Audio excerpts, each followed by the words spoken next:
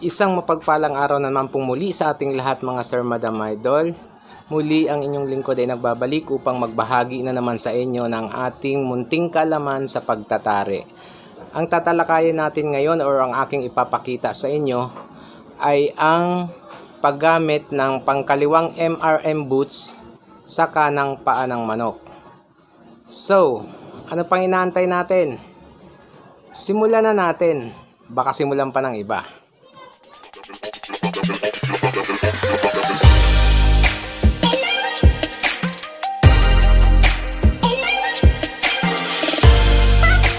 So ayun mga Sir, Madam, Idol, no, as usual nandito na naman po tayo sa ating table. Ang gagamitin na naman po natin na pansapin dahil MRM boots po ay eto lang po. Ayan. Yan lang po ang ating gagamiting pangsapin, mga mahigit 2 dangkal ko lang po ito. So kapag ka MRM boots ang ating gamit ay kaliwang kamay po ang ating gagamitin. So ganito po ang ating gagawin.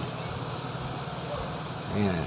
Kung ano po ang ginagawa natin sa pagkasa ng MRM sa kaliwang paa ng manok, ay yun din po ang gagawin natin dito sa kanan. Ang gagamitin po nating MRM boots ay ang pangkaliwa. Ikakasa natin sa kanan. Gagawa natin siya ng paraan. So ayan mga Sir Idol, meron na po yung 3 patong. Bababa na po tayo. Kung ano pong ginawa natin sa taas, yun din po ang gagawin natin dito sa baba. Ayan. Isang ikot. And then tutupi po tayo. Yan. Papunta po dito. Ayan po. So meron na po siyang patong. 3 patong din kasi nag-isang ikot tayo and then pumunta rito, bumalik. 2 na po pagpunta dyan. Pag pangatlo, eto na po yung pagbalik. So ayan na, magkakabit na tayo ng MRM boots natin. Ito po ang ating pangkaliwang MRM boots. Pag ganyan po kasi ang kabit niyan pag pangkaliwa. Ito po ang ating pangkanan. No, pag ganyan din po. Ang tingnan nyo lang po sa pangkanan at pangkaliwang MRM boots ay ito. Itong sinasabitan ng tali na ito. Kasi ang sa baba po niyan ay iba. Yan. So pangkaliwang MRM boots po ating gagamitin. Ito po. Ang gagawin po natin kung pangkaliwang MRM boots, kasi kung sa kaliwa ikakabit is ganyan po ang posisyon niya. So dahil sa kanang paa po natin ilalagay is pag ganyan po. Ayan. Pansinin nyo to mga Sir Idol. Anuhin ko lang. Ayan, halimbawa. Ayan na siya. At ipapatong na natin ang ating ginagamit sa ating mga estudyanteng na tari na yung kalawangin na. Ayan po. Ayan. Kung ganyan siya mga Sir Idol na nakalagay, ayan, ay ang kanya pong tip ng tari ay mataas po dito sa tahid. Mataas po yan. Ayan po ang pinaka-eskwala niya, no? Ayan. Tingnan nyo po itong katawan na to. And then yung pagpapunta rito. Mataas po yan. Diba? Ayan po, oh. So may adjustment na po agad tayong gagawin. Ang mangyayari po, dahil malaki po ang ating i-adjust, kukuha po ako dito ng aking pang-adjust na ito is 5 or 4 na patong ba to. And then yung 3. Ipalagay natin 4 na patong tsaka yung at 5 patong tsaka yung 4, bali magiging 9 na siya. Dito lang po natin banda yan ilalagay mga Sir Idol. Yan. Ayan. Siguraduhin lang po natin na kargado po tayo ng pagkit kapag ka MRM boots para po maiwasan po natin ang mga bariya. So ayan na mga Sir Idol. Pansin nyo, lapat po yan, lapat din po ito, nakatukod po yan. At pati rin po dito.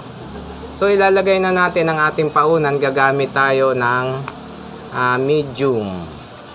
Ito po kasi ang small ko sa MRM, pero pagka may mga adjustment pa ay dito na po ako kumukuha ng mga mas maliliit. Ayan. So ilalagay na natin.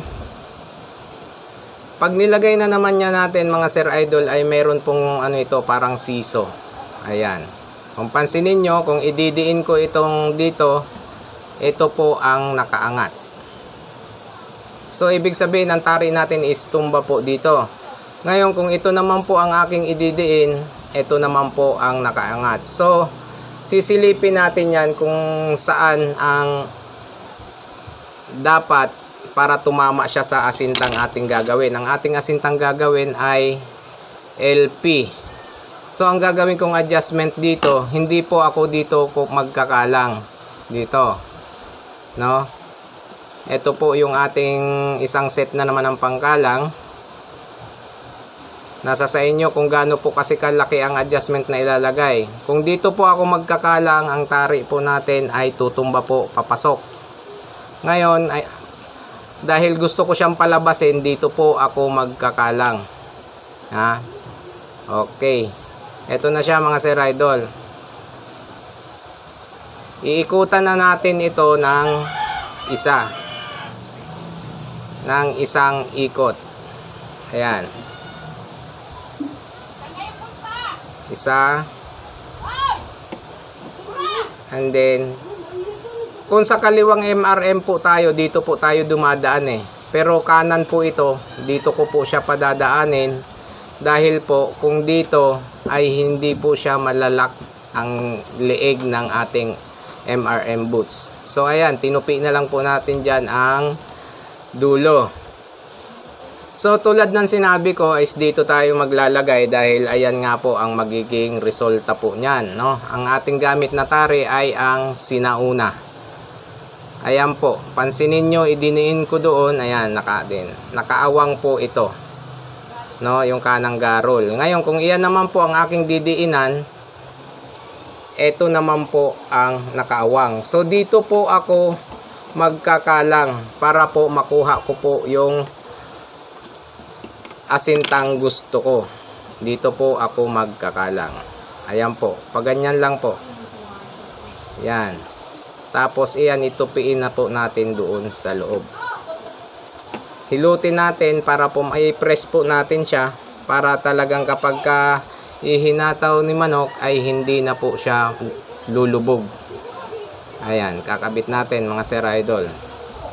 Paalala ko lang pala, lalong-lalo na sa ating mga bagong mananari, na kung kaliwa ang ating tatarian, dito po tayo magtatapos. Ngayon, kung kanan naman po, pansinin nyo, nandito po ako sa kaliwang garol nagtapos. Ayan. Kakasa ko na mga Sir Idol. Ayan na siya. Pansinin nyo po, ayan, lapat na po yan. At pansinin nyo rin po dito, lapat na rin po yan. So, bibidbiran ko po ito pero hindi ko po tatapusin at atin na lang pong sisilipin sa ating chart kung ano po ang asintang ating ginawa.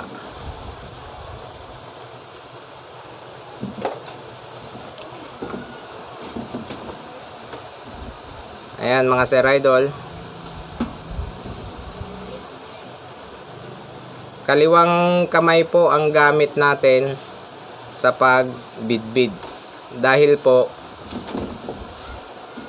kanan po ang ating tinatarian. Ngayon kung kaliwa naman po ang ating tatarian, ay ang gamit po natin ay ang ating kanang kamay.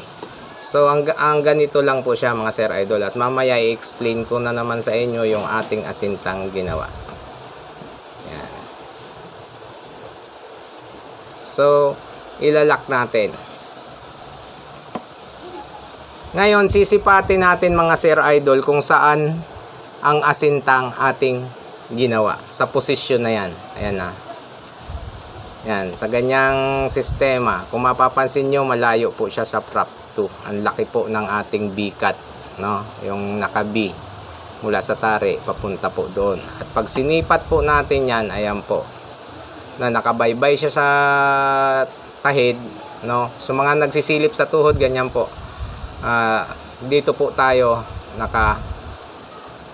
tumbok, no? Ayan po ang tawag po ng iba dyan ay spar alignment. Ngayon, dahil hindi po ako doon sumisilip, dito po tayo sa aking mahiwagang silipad. Ayan mga Sir Idol. Kung halimbawa yan po ang plastada ng paa ng manok. Pansinin nyo mga Sir Idol.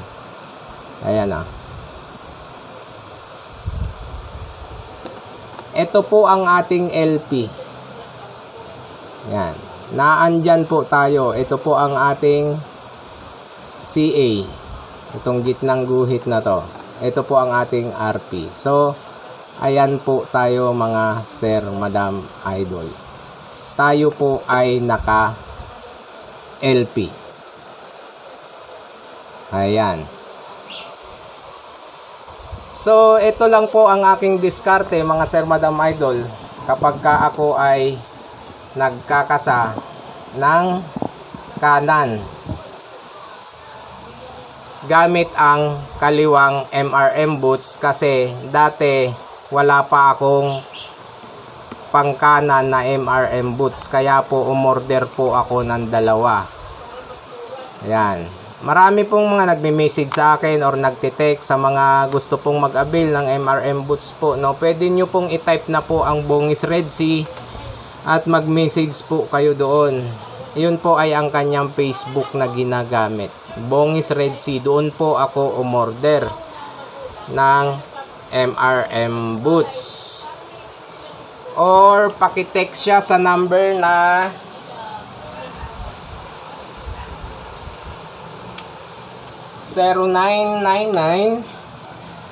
0999-725-8486. Yan po ang cellphone number na akin tinext noon nung ako po ay nag-order sa kanya at nag-message din po ako sa kanyang FB account na Bongis Red Sea.